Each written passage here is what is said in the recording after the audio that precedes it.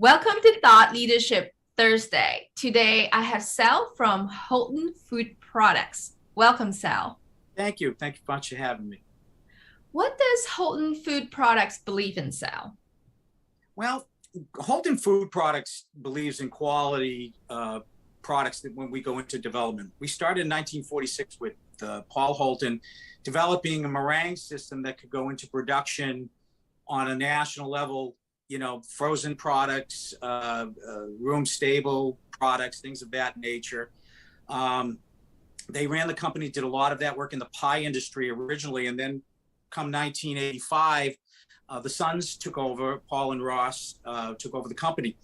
And basically, they moved it in other directions, keeping in line with the qualitative things that their father came up with that were pretty revolutionary at the time. In about 2016, Montrose Hauser Company purchased the Holton Food Products Company. And when I came on board, we started even a new direction, not only for the pie industry, but food service. In other parts of baking, we worked more on stabilizing systems and expanding that line. So that in 2022, we're all part of RPM International, we merged with a sister company called Profile Food Ingredients, which is basically the dairy industry, doing ice cream, cheese products, yogurts, things of that nature. So with the combined efforts, we've really hit a great stride, and it's just very exciting time to be here. That's really interesting to see the progression of Holton Foods into PFI. But before we go there, Sal, you are the technical sales manager in your company. What do you do there? Well, basically what I do as a technical sales manager, I've got a couple of roles that I do. As a technical baker, I work with the sales department and R&D to work with customers directly. We'll work with customers, we'll help develop products. I will give information back, extrapolate information from the customers, bring back to our R&D team if we need something special. We try to see what they need and meet their goals. As a pastry chef, and that's my background as well, I take existing products that we have and find other applications for them, whether it be a meringue, making a Swiss style buttercream, for example, or just, using it in different types of, products that, to food side for lasagna sauce or something like that. So we're really going to be a little bit more broad-minded in doing other things. So being the technical guru that you are, what is the biggest challenge in commercializing food products? Lynn, the biggest challenge that I have seen is taking a product from, conception and bring it into production reality. Mm-hmm. The thing is, people come up with a lot of great ideas. And with these ideas, they look at things and they know that they want it where they made it in a small batch, but then you got to put it into production. We work with a lot of customers trying to do their concepts and ideas in that aspect, but that's probably the toughest thing that you can do. And people got to understand, especially when you're developing products, you want something new, to think about it ahead of time, saying, now, how am I going to produce this?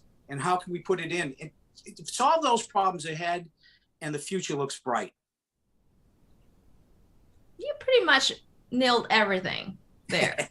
Commercialization is just so tricky. And now that we are in this pandemic, what do you think are the biggest trends in supermarkets?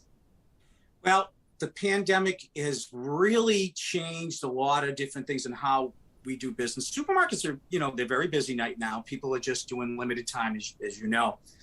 And also, as you know, Lynn, that supermarkets are sometimes very slow to change, but consumers are changing their thought process because they're looking for clean label.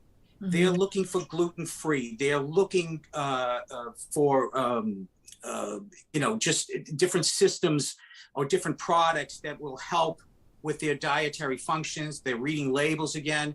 Vegan is very popular right now. And supermarkets have to react to our industry turn to us and say, what can you do for us? And then we've got to go back and have the answers for them and see what we can do. That's true. So what has Holton Food Products developed to cater to these trends? Well, what we do is we also work directly with our customers. A lot of our customers do work with supermarkets. So Holton, you know, we've been based, the new products that I've been coming along with, we've really gone towards a lot of clean label products. We've come up with some clean label meringues products. As far as gluten-free, we've worked on gluten-free stabilizers for cookies to support them, to keep them fresh. Okay, we can help people keep them fresh in production. With our PFI side, we can also help stop antimicrobial growth in some products as well. So the combination of the two, when the two companies, that's a great thing that goes on. We also look at plant-based products. We're very much into that. We have a plant-based meringue that has no egg whites in it whatsoever. Will meet the needs of the consumer and be plant-based and vegan at the same time. So there's a lot of opportunity. We listen to our customers and we know what they're looking for now, and we try to adapt our products to them. Man, that's really awesome to know that we can finally make vegan meringues, right? I mean, and now's the time to do it, especially on lines that you don't want to introduce the egg allergen. So this is pretty significant for a lot of people. And one thing about that line, I just want to amplify on basically is that the product is the first that I've seen that was developed in our labs that is a powder, and it's set to go into production. It could go into production anywhere. It's not a liquid product that some of these, you know, meringue, plant-based meringues are. Ours is a little bit different. We're taking a different tack towards it. And I think it's going to revolutionize the industry. But, you know, we all not only use it for meringues, but you've got the background is you have some meringue kisses. We've used it in candy. We've used it in taffies. We've used it in a lot of things. Like, for example, people wanted candy corns. We had a customer that wanted candy corns, and they said, Sal, I want to make vegan candy corns. We don't want any egg whites. We did it. We came up with it. That's awesome. It was a lot of fun. It was a lot of fun. That's huge, and that's awesome. So kudos to your team that created this product and to you for commercializing it. Before we leave, can you suggest to the rest of us, how can you be thought leaders in innovation? You know, my basic suggestion to be a thought leader in innovation is simply think out of the box. You know, everybody tries to catch up with a Me Too product, and we got to make our version of it that you have to go on and try to find. But, you know, don't catch up to the trends. Make the trends yourself. You know, there's a lot of good, vibrant ideas out there. Look at them. Keep them. You set the standards. Keep the quality levels up. Never forget that. And come up with something that's kind of unique. Craftsmanship, quality is very important. If you make it and it's good, they will come. They will take a look at it. And you know what? People worry about price. The saying is, we all know is, you know, never forget that quality is always remembered long after the price is forgotten. So don't be afraid to be bold and to be new and show good things. We've got a lot of innovators in this country, and that's what they've done. And that's why they were so successful. That's awesome. So be bold, think new, think outside the box. This is what Sal wants you to do.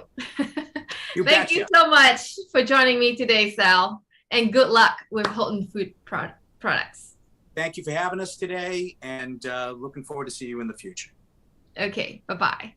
Thank you.